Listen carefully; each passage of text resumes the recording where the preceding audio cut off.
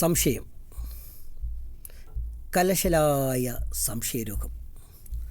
ഭാര്യാഭർത്താക്കന്മാർ തമ്മിലുള്ള ആ സംശയം മാത്രമല്ല കേട്ടോ. സുഹൃത്തുക്കൾ, സ്നേഹിതന്മാർ, ജ്യേഷ്ഠാനുജന്മാർ തമ്മിൽ, നാട്ടുകാർ, അല്ലെങ്കിൽ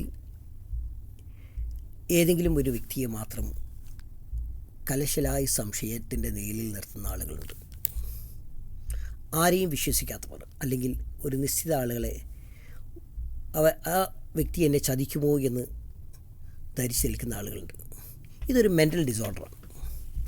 പാരനോയിഡ് പേഴ്സണാലിറ്റി ഡിസോർഡർ എന്നാണ് ഇതിന് പറയുന്നത്.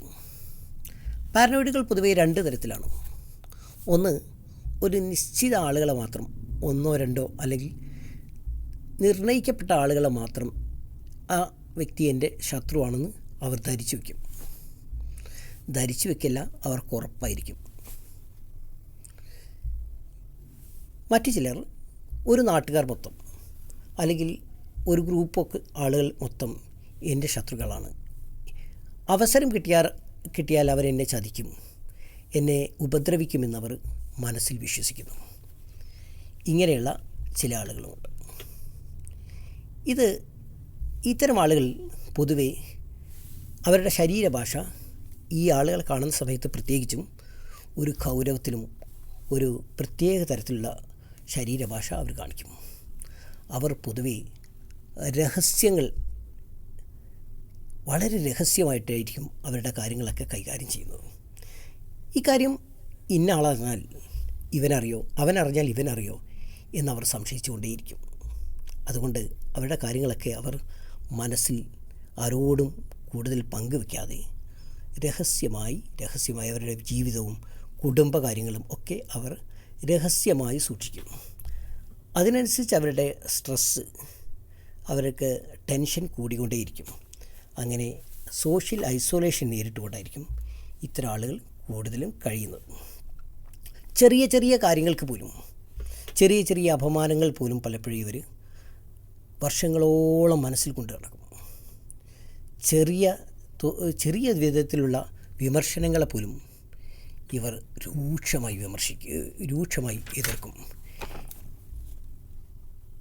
പൊതുവേ പറയുന്ന കാര്യങ്ങൾ, ഒരു പബ്ലിക്കിനോട് സംസാരിക്കുന്ന കാര്യങ്ങളിൽ പോലും ഇവർക്ക് സംശയമുണ്ടാകും. അത് എന്നെയാണോ, എന്നെ ഉദ്ദേശിച്ചിട്ടാണോ ആ പറയുന്നത്, എന്നെയാണോ എന്നല്ല, അവർക്ക് ഉറപ്പായിരിക്കും എന്നെ ഉദ്ദേശിച്ചിട്ടാണ് അത് പറയുന്നതെന്ന്.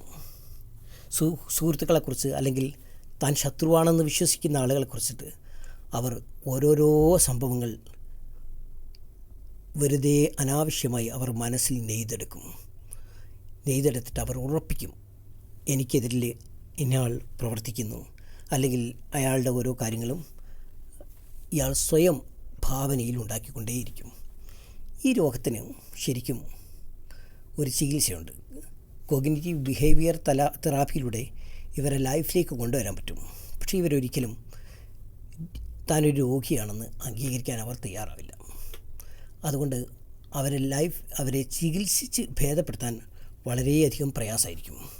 അവരുടെ കാഴ്ചപ്പാടിൽ ഞാൻ ചെയ്യുന്നതൊക്കെ ശരിയും എതിരാളുടേതൊക്കെ തെറ്റും, എതിരാളി ഒരു ശരിയായ വഴിയില്ല എന്നയാൾ ഉറപ്പിച്ചുകൊണ്ടേയിരിക്കും.